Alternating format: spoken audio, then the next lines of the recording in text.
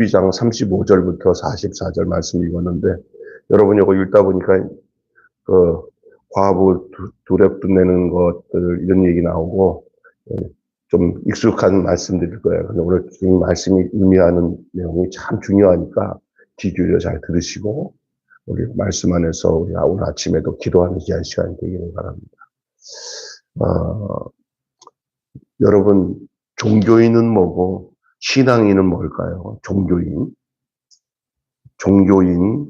그다음에 참신앙인, 교회 다니는 사람이 있고 진짜로 예수 믿는 사람이 있어요. 여러분 한번 물어볼게요. 대답하라는 얘기 아니고 마음으로 물으세요. 나는 종교인인 것 같아. 혹시 생각하는 사람이 있다면은 혹시 또 반대로 난 진짜 믿음 있는 사람이야. 나는 참 신앙이야. 여기 잠깐만 이렇게 표시해봐요. 나는 종교인인 것 같아. 흔들어 보세요. 없죠. 나는 잘 못 믿지만 그래도 난 신앙인인 것 같아. 뭐 이것도 아니고 저것도 아닌 사람은 뭐야. 예수님 당시에 예수님 주변에서 예수님께 딴지 걸면서 자꾸만 엉뚱한 질문하면서 자기들의 종교적인 내용 가지고 공격했던 사람들을 종교 지도자들이라고 해요. 종교 지도자들. 여러분, 대표적인 사람들이 바리새인, 서기관, 사두개인, 율법 박사, 제사장들, 이 다 종교인들이었거든요. 예수님 계실 때. 근데 때만 되면 예수님께 자기들이 가지고 있는 틀의 내용을 가지지 않은 예수님을 향해서 계속 공격을 해요. 예수님을 공격을 해요. 그게 뭐냐면 자기들과 틀리다는 거예요. 선생이고 랍인 것 같은데 똑똑하고 말씀도 잘 전하는 것 같은데 자기들과 전혀 다르다는 거예요. 그래서 막 예수님 공격해요. 더 나아가는 예수님을 죽이려고까지. 왜냐하면 예수님의 명성이 너무 좀 사람들한테 많이 퍼지니까 자기들이 불안한 거예요. 요즘에도 종교 지도자들 말고 정치 지도자들 같은 경우는 자기보다 자기에게 정적이 될 만한 사람들은 공천에서 다 떨어뜨리잖아요. 그죠? 그런 거 비슷한 것처럼 예수님의 싹이 나기 전에 예수님의 싹을 없애려고 하는 사람들이 당시의 정치 지도자, 종교 지도자들, 특별히 이스라엘은 정치가 종교고 종교가 그 정치와 같았어요. 예. 이스라엘에서 예수님의 반격이 계속 진행되는 가운데 지난번에도 예수님을 향해서 찾아와서 저들이 또 예수님께 동전 한 입 가지고 이게 가이사에게 세금을 바치는 것이 옳으냐 그러냐 그럴 때 예수님이 동전 하나 보고 이게 누구의 화상이냐 가이사 것은 가이사에게 하나님 것은 하나님께 이렇게 하니까 더 이상 예수님 앞에 말 못하고 돌아갔다 그랬어요. 예수님이 그들을 향해서 반격을 시작합니다. 이거 가만히 있으면 안 되겠다 싶었던 것 같아요. 늘 예수님이 하시던 것이 뭐냐면 저들의 무지와 위선을 지적합니다. 사람이요, 이게 하나님 앞에 바르게 신앙적으로 중심을 못 잡으면 엉뚱한 것을 믿게 돼요. 예, 위선에 빠지고 무지에 빠질 수 있어요. 의외로 세상에서 많은 학식을 가지고 공부를 많이 했던 사람들이 앞에 기도 많이 하고 늘 주님의 은혜 안에 사는 사람들이랑 대화 나누다 보면은 엉뚱하게도 세상적으로 많이 배웠던 사람들이 그냥 하나님께 기도 많이 하는 사람 앞에서 아무 말도 못하고 그냥 그 무지함을 드러낼 때가 많아요. 왜냐하면 영적인 것이기 때문에 그래요. 결국 예수님의 지적은 종교인이 아닌 참 신앙인이 되라는 것이 예수님의 지적 내용이에요.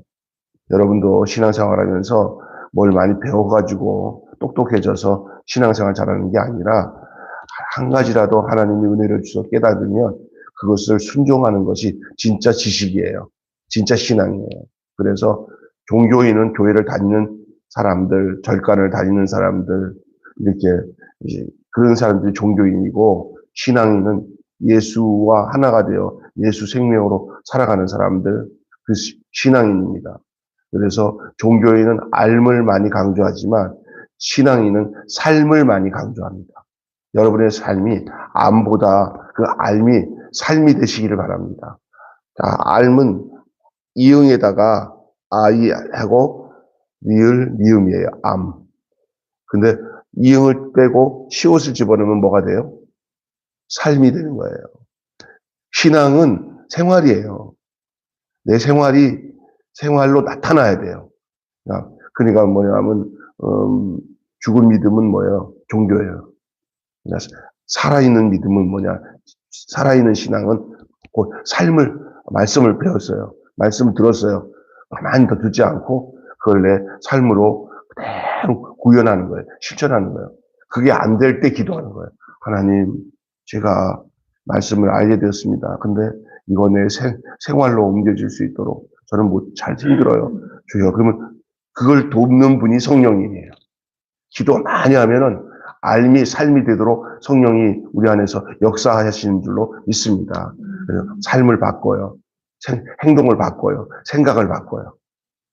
그래서 늘 성령 충만하면 솔직히 약 먹을 거 별로 없어요. 특별히 이 정신계통의 양은 성령 조금만 받으면 마음이 편해지거든요.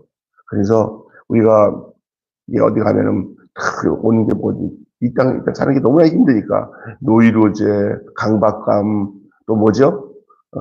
요즘 제일 많은 게 공황장애, 예? 이런 것들은 사실은 성령 충만해지면 저절히 이것이 떨어져 나갈 수 있는 확률이 너무 높아요. 그러니까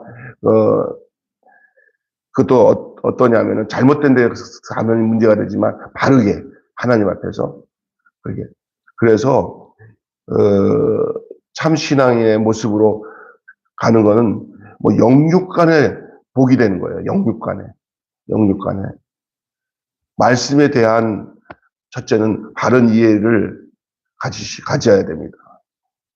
예수가 다윗과 메시아의 관계성을 담은 오늘 본문 보면 시편 110편 1절로 된 그 말씀을 가지고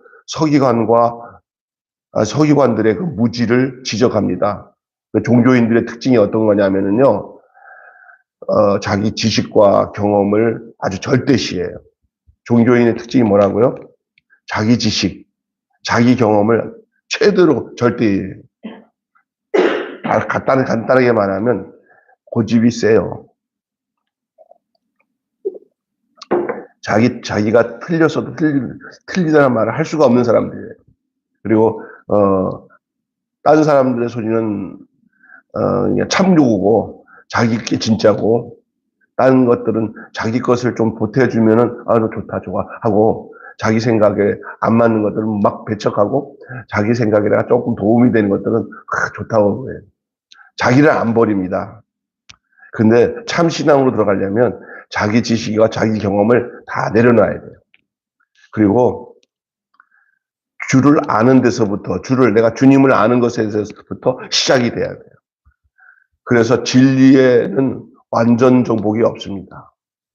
옛날에 학교 다닐 때 여러분 교과서 말고 참고서 중에서 제일 많이 쓰던 게 뭐예요? 예? 완전 정복 안 가지고 돈 좀 있는 애들이나 그 완전 정복 사요. 참고서. 그리고 또 중학교, 고등학교 가게 되나 또 고등학교 가게 되면은 완전 정복 3년치, 4년치 시리즈를 이렇게 그렇게 두꺼운 책이 있어요. 그건 좀 잘 사는 애들이나 그런 거 구해가지고 있으면 거기서 야, 나 좀 조금 보자 막 그랬어요. 근데 그거 사는 애들이 공부를 못해. 교과서만 잘 보는 애들이 공부 잘해. 엉뚱하게, 왜냐면 선생님들의 시험들은 어디냐면 교과서에서 그냥 단순하고 다 알만한 것들만 내는데 완전 정복은 그 교과서 내용을 가지고 또 풀이하고 풀이한 거를 잔뜩 몇 년치를 갖다 놓은 거거든. 그러니까 교과서만 보면 공부 잘할 텐데 교과서는 안 보고 뭐만 봐. 완전 정복만 봐. 그러니까 세상 말로 헛다리만 짚는 거야. 그 사람이 누구냐면 병수야. 내가 많이 그랬어. 생각해보니까, 교과서만 달달달 외웠어도 보통 상위권 되는데, 제가 왜 갑자기 이런 얘기하면은, 그것처럼 진리에도 완전 정보가 없어요. 안전정보는 없어요. 그게 인간 생각이에요. 그게. 참신앙은 말씀에 겸손하고 배움의 자세를 놓치지 않는 사람이에요. 일단은 내가 뭐든지 다 안다고 하면 아는 게 아니야. 그건 끝났어. 아유, 다 아는 거예요. 아유, 이때부터는 신앙생활 못해요. 교회 다니면서 제일 무서운 게 뭐냐면 장로님들 오래되신 분들이나 목사님들도 마찬가지야. 뭐 교회 조금 안다고 해가지고 이제는 어디 가서 뭐 하면은 배우고 또 어떻게든지 하나님 말씀을, 아니 전도사가 설교를 하더라도 나이 드신 목사님이 딱 앞에 앉아가지고 그 하나님 말씀 전하면 하나라도 뭔가를 또 하나님이 또 은혜를 주실까 하고 이제 기울여서 겸손한 자세를 가져야 되는데, 조금 안다고 아유 나 또 누가 이렇게 하면 또 교회에서 또 비슷한 뭐 집사님을 목사님이 세워가지고 뭐 강사를 세우면 니까지 뭐 알아 이러면서, 나도 다 알아. 내가 너무 먼저 하는데 나를 시키지 쟤를 시켜. 뭐 이러면서 이게 교만 떨잖아. 그건 다 아는 게 아니에요, 벌써. 내가 뭔가를 더 배워야 되고 내가 더 알지 않으면 나는 부족합니다. 이 자세를 가지고 낮은 자세로 가지는 사람은 참 신앙으로 가는 길이 있어요. 그러나 난 다 안다. 아이, 그거 다 알아. 다 해봤어. 뭐 이런 마음이 너무 강하면 교만해지고 문제가 생깁니다. 예. 그래서 여러분이 참신앙인은 말씀에 겸손하고 배움의 자세를 놓치지 않는 사람입니다. 여러분, 말씀에 대한 자세를 한번 돌아보십시오. 여러분, 막 사모하는 마음이 있어야 돼요. 들으려고 하는 사람이 있어요. 저는 어제도 교인들이 뭐 그래도 제일 많이 온 것 같아요. 최근 뭐죠? 코로나 이후에는 그래도 조금 더 많이 출석률이 좋았던 것 같아요. 선화자매만 안 왔지 다 온 것 같아요. 그런데 여기 뒤에 설교를 딱 해보면요, 교인들을 제가 자기 자식 자랑하는 거, 자기 아내 자랑하는 거 팔불출이라고 하지만 목사가 교인 자랑하는 것은 팔불출 아니에요. 될 조짐이에요. 다들 보면은 내가 보면은 말씀을 잘 들으려고 해요. 우리 교인들은 거의 다 초신자들이에요. 그래도 얼마나 말씀을 잘 들으려고 하는지 신앙인이에요. 말씀 잘 듣는 마음가짐에는 신앙인입니다. 하나님 말씀을 들으려고 애쓰는 우리 안수 집사님 가정들, 우리 전도사님들, 우리 또 권사님들 다 그게 신앙이에요. 근데 말씀 따로 나 따로. 전 종교인이에요. 그리고 하나님 앞에 신앙생활하기 위해서 하나님 앞에 나오는 게 아니라 그 교회 안에 누가 나를 안 나오면 또 뭐 할까 되지 않고 하나님과 관계. 그래서 저는 목사님이 섭섭할까봐, 목사님이 안 나오면 걱정할까봐 나오는 것도 감사하긴 하지만 그거는 종교인으로 가는 길이고 하나님 앞에 나오는 거예요. 솔직히 나는 신앙생활 진짜 하나님 앞에 나오는 신앙인인가, 아니면 집사님이 전화 왔는데 목사님이 걱정할 텐데 이러면 그것도 착한 거예요. 나쁘다는 거 아니에요. 그냥 거기에 머물면 종교인이 될 수가 있어요. 그래서 또 어떤 사람이 이러더라고요. 한참 동안 안 나왔는데 아이고 왔구나. 아이고 잘 왔어. 그러니까 나도 안 나오다가 나와야지. 그런 사람이 있대요. 그거 자기 꾀에 넘어가는 거예요. 나는 종교인이 돼야지. 그 말이에요. 그게. 무슨 얘기인지 알겠죠? 하나님 앞에. 의도적으로도 생각하다가도 그런 생각이 딱, 내가 종교인은 큰일 나는데. 하나님 앞에. 그것이 되면 그것이 나를 살리는 거예요. 그래서 위선적인 삶을 살지 말고, 위선, 가식과 위선으로 살지 말고, 오늘 보면은 이 회당의 높은 자리에 앉아가지고 사람들도 인사받고 아주 멋지게 돋보여 있고 다니면서 잘난 척하는 사람들이 나오잖아요. 예? 헌금은 무지마지 많이 내요. 남는 게 돈이니까. 아니, 많은 사람이 남는 게 돈밖에 없는 사람들은 과시욕을 뭐로 과시하겠어요? 돈 많은 거로 과시하죠. 그런 사람이라도 나 좀 있었으면 좋겠어. 과시하는 사람이라도. 그러나 주님 눈에는 그게 다 드러나요.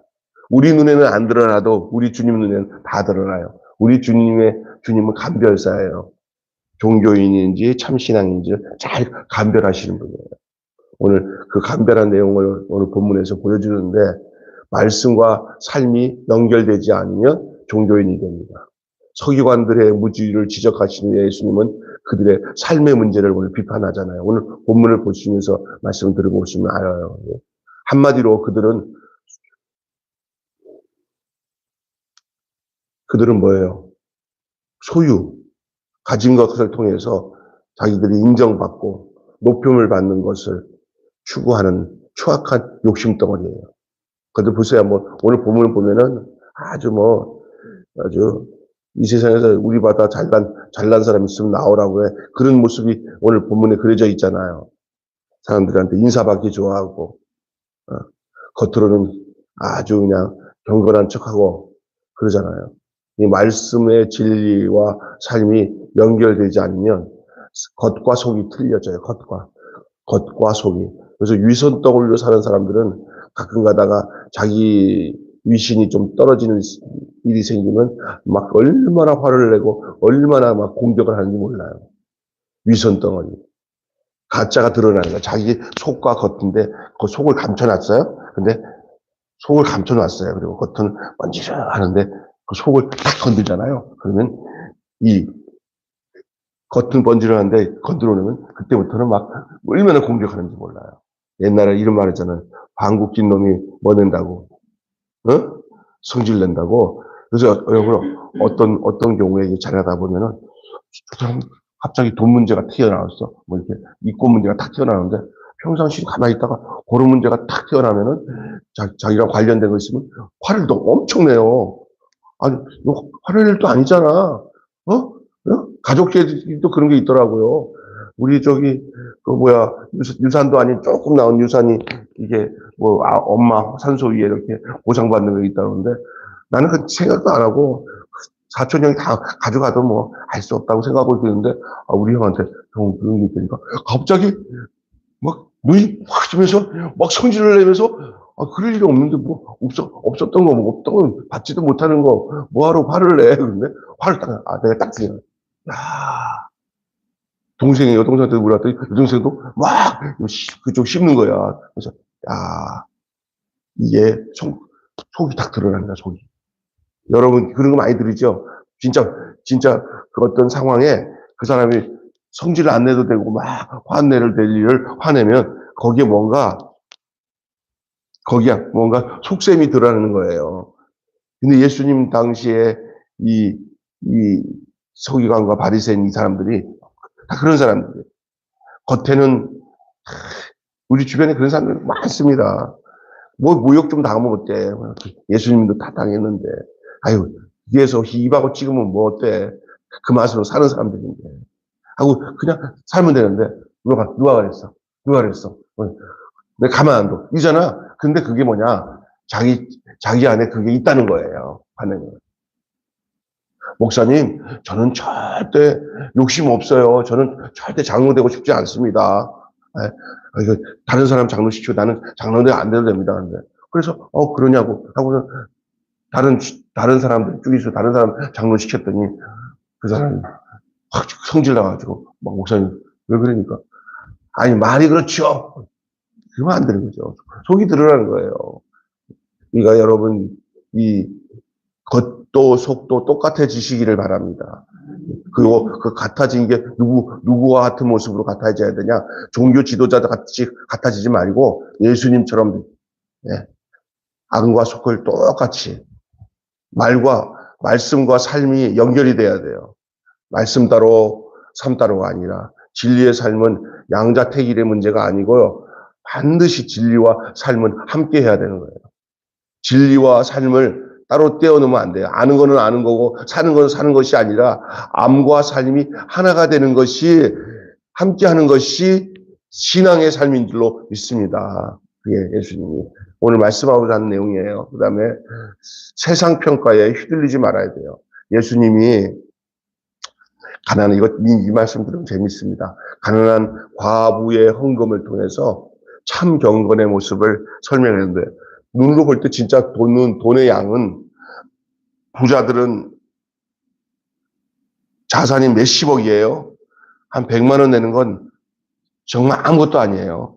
그런데 가난한 사람은 한 달치 월급이 100만 원도 안 되는 월급을 가지고 모았다가 그 돈 한 100만 원 낸다고 할 때 부자는 나는 100만 원, 저 가난한 사람이 100만 원 내? 나는 한 200만 원 내. 내가 쟤보다 많이 냈어. 라고 할 수가 없는 거예요. 삶의 비교를 따질 때는 이 가난한 자가 낸 두 렙돈은 오늘 예수님이 설명하기에 그 과부의 생활비 전부를 낸 거예요. 오늘 교회 안에서 저는 우리 재정부 보시는 집사님들이 있으면 1,000원짜리 헌금하는 사람들 교회에 또 있어요. 아주 어려운 사람들이 와갖고 1,000원, 어떤 이거 10,000원이나 낼 때가 있어요. 그러면 우리 전도사님이나 집사님 같은 경우는 보통 한 달에 11조 100만 원 하는 사람도 있고 50만 원 하는 사람도 있는 사람들이 깨게 이런 말 하면 안 된다는 거예요. 이 사람들은 나라에서 드는 생활지원금이죠. 그거 받고 그냥 근근히 살아가는 사람들이 거기서 3,000원, 5,000원 떼어서 헌금 내는 게 작은 돈이 아니에요. 예? 그래서 제가 늘 우리 교회에 보면은 헌금 저는 별로 이렇게 누가 내는지 별로 집사람이 좀 보고 기도해야 되잖아요. 근데 보고 기도하는 것보다 안 보고 그냥 통짜로 하나님 누군지 모자 헌금된 명단만 알고는 축복해 주는 게 낫지. 그 안에 깊숙하게 액수를 보면 사람인지라 별로 신경을 안 써요. 누가 얼마 냈거든요. 근데 알 것은 우리 예수님처럼 꿰뚫어 보시는 눈을 꿰뚫어 보는 눈이 있어야 되는 건 뭐냐?